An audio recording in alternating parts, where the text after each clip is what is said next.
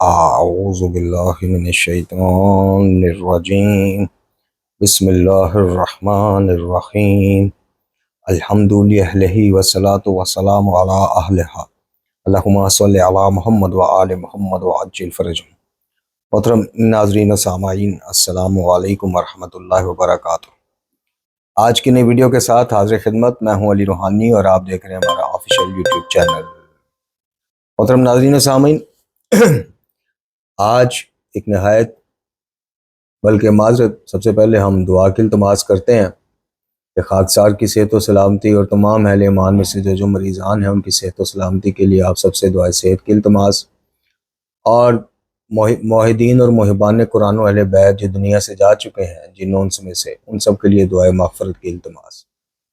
آج نہایت مختصراً ویڈیو میں آپ کی خدمت میں ایک باریک واردات جو ہم بچپن سے ہی بچوں کے ذہن میں اپنی مجالس کے ذریعے یا یوں کہہ لیجئے تحریر اور تقریر کے ذریعے یہ جو چھوٹے چھوٹے کتابچے ملتے ہیں نا، اصول دین، تقلید، فروع دین، یہ وہ، ہم ان کے ذریعے بھی، اور آج کل چونکہ سوشل میڈیا کا دور ہے، جدت کا دور ہے، اب کارٹون کے ذریعے جو تبلیغات بچوں تک پہنچائی جا رہی ہیں ان کے ذریعے بھی ہم نے الحمدللہ گزشتہ 5 سال سے آپ سب کو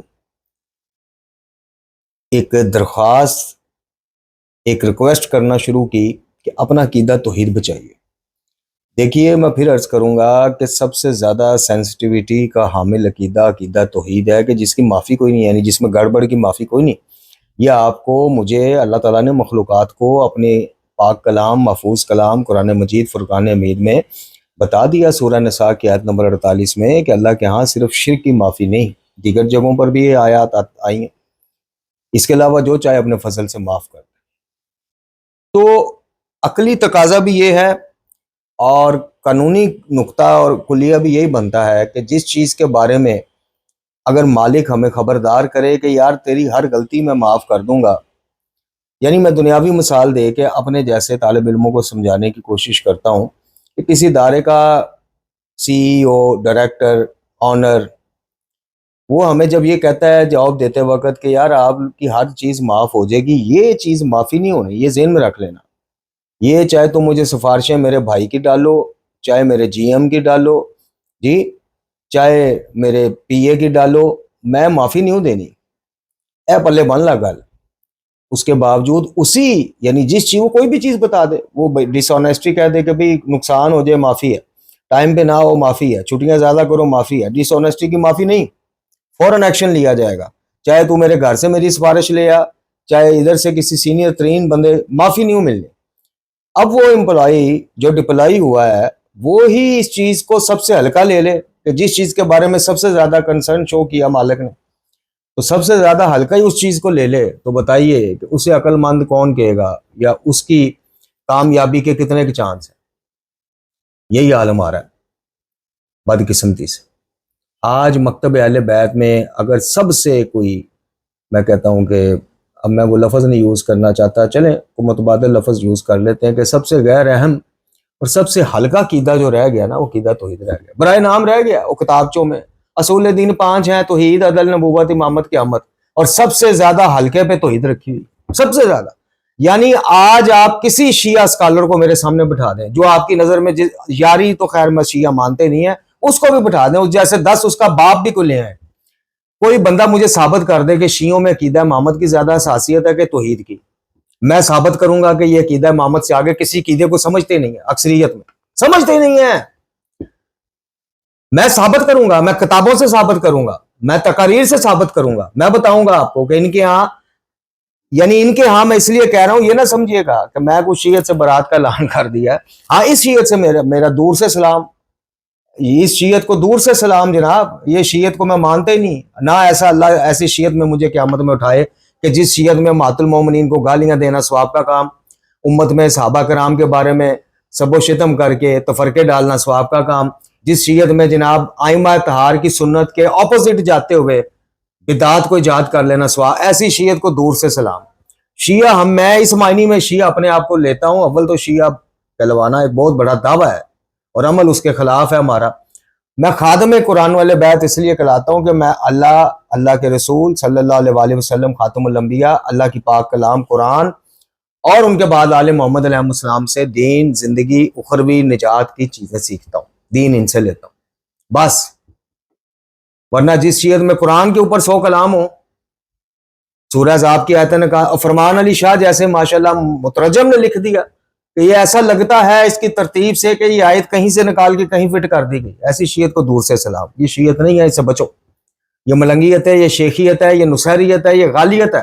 حقیقی شیعت میں اللہ کے علاوہ کوئی قادر مطلق نہیں ہے۔ موجودہ شیعت میں مجتہد بھی قادر مطلق ہے، وہ شہنشاہ نقوی کی سن لیں، وہ کسی آیت اللہ کا بتا رہے ہیں، حسن زادہ عاملی صاحب بچہ دیکھ کے چھاتوں مر گیا، حسن زادہ عاملی نے کہا قم کھڑا ہو جاؤ، کھڑا ہو گیا، گل ختم ہو گئی، گل ختم، قصہ ختم۔ ایسی شیعت کو دور سے سلام۔ اب یہ جو کارٹون کے ذریعے جو چیز ہم تک پہنچی، وہ بچے دیکھ رہے تھے تو میں نے وہیں پہ ان کو جھاڑا اور روکا۔ پھر ان کو میں نے، چھوٹا بیٹا میرا ابراہیم آپ جانتے ہی، وہ دیکھ رہا تھا، میں نے اس کو پھر بتایا، میں نے کہا بیٹا یہ جو مولانا صاحب بنے ہوئے نا کارٹون میں اور پیچھے جس بندے کی آواز ہے، اس پہ افسوس ہی کیا جا سکتا۔ یعنی آپ یہ دیکھیں کہ ایک واضح قرآن کا حکم ہے کہ دعا صرف اللہ کا استحقاق ہے، اللہ کے علاوہ جب قادر مطلق کوئی نہیں یار، جب حاضر و ناظر ہی کوئی نہیں، دلوں کے راز جاننے والا ہی کوئی نہیں، اللہ کے علاوہ کوئی نہیں ہے۔ یہ آپ کو غلط فہمیاں ڈالی گئی ہیں، جھوٹی روایات گھڑ کے ڈال دی گئی ہیں آپ کے مکتب میں۔ تسی صرف نام دا فرق ہم لوگ کرتے ہیں، صرف نام کا، کہ آئمہ کو اللہ نہیں جی کہنا، باقی جو دل کرتا کہو، اللہ نہ کہو، بس ہے تھوڑا احتیاط کر جو۔ یہ بھی مہربانی انہوں نے، بہت شکریہ، نوازش صوفی صاحبان دی جڑے مکتب چ بڑے ہوئے نے، جنہاں دا ہولڈ ہے بھائی، جن کے پروٹوکول ہی کروڑوں کے ہیں، جن کی گاڑیاں کروڑوں کی ہیں، جو آپ کی جیبوں پہ حج عمرے زیارات کرتے ہیں، آپ کی جیبوں پہ جناب وہ یورپ کے ٹور کرتے ہیں، بچوں کی فیسیں آپ بھرتے ہیں، مجالس کے عشرے کے 10 لاکھ آپ بھرتے ہیں، 20 لاکھ۔ یہ تو اب آپ سے بھی پوچھا جانا ہے انشاءاللہ، ایسی بات کوئی نہیں ہے جی۔ کوئی ساڈے ورگا توحید دا پیغام لے کے کوئی سفید پوش انتہا بیماریوں میں بھی گر جائے خیریت پوچھنا آپ کو گوارا نہیں، چونکہ بڑا نام نہیں نا، تو نہ پوچھیں۔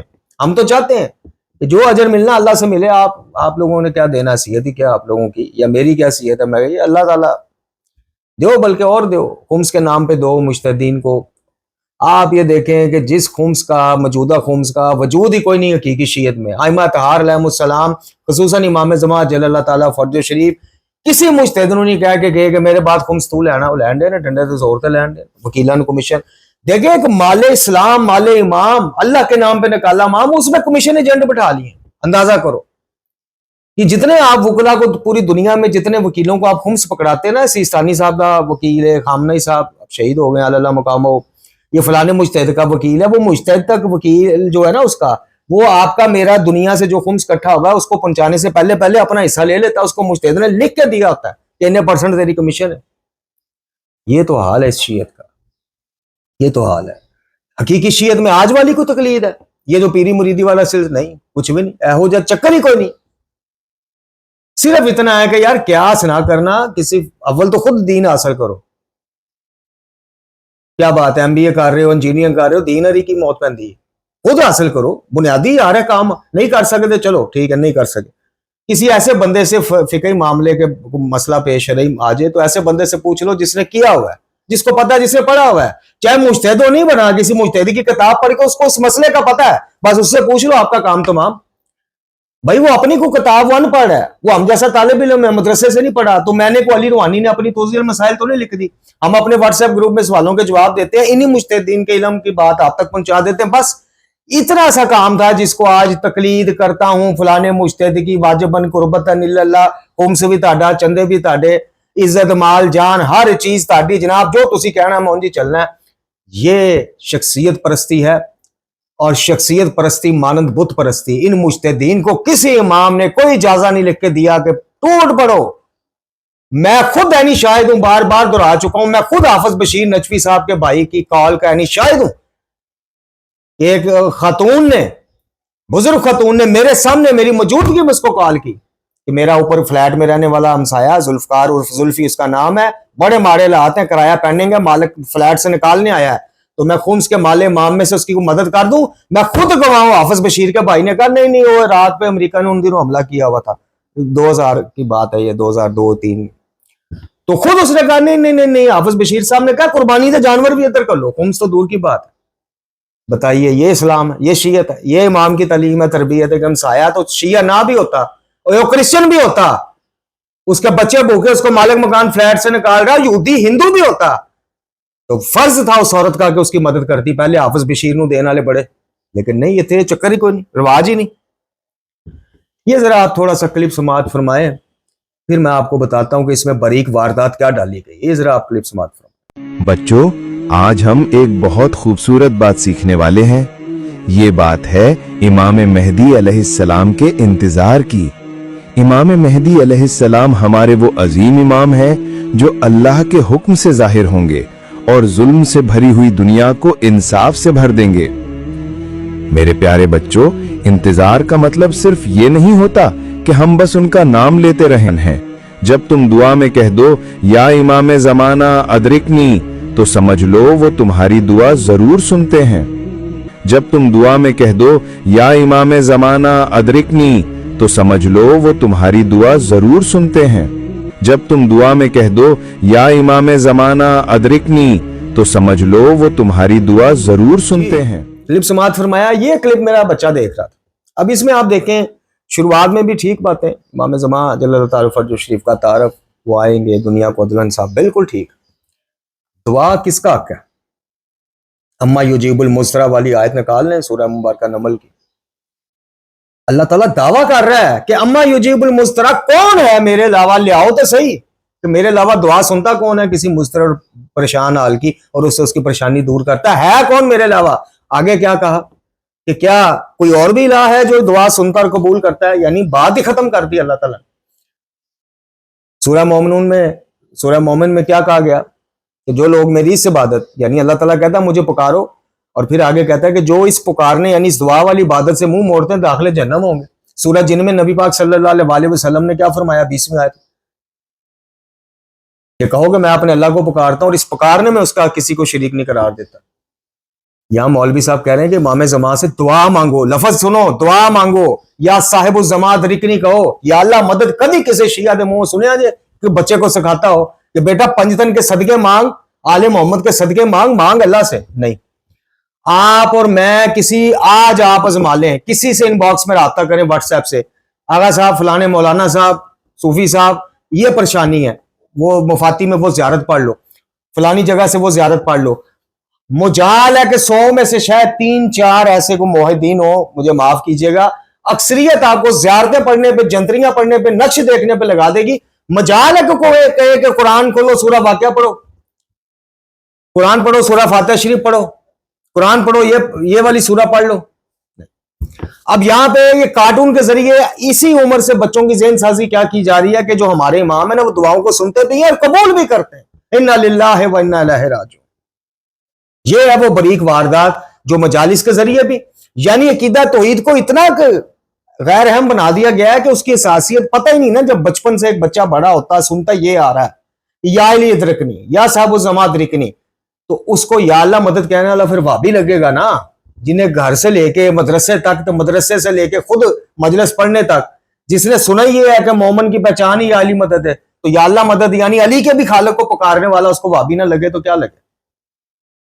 خدا کے واسطے اپنے اور اپنے بچوں کا خاص، ان میں سے ایک بندہ مجتہدین سے لے کے نیچے عام ذاکر تک ایک بندہ قیامت والے دن آپ کو چھڑوانے آ گیا توحید کے معاملے میں، اگر خدا نہ خواستہ پھنس گئے تو پھر بتائیے گا ان کی کیا جرت ہے، ان کی کیا اوقات ہے؟ انہوں نے تو وہاں پہ ہاتھ جوڑنے کے یا اللہ لے جاؤ انہوں، اور فرشتے لے جاؤ انہوں کھینچ کے، دروگا جنم لے جائے انہوں، یہ کولو انہیں کر لیا اسی دن کہ ایک بندہ آگے نہیں آنا۔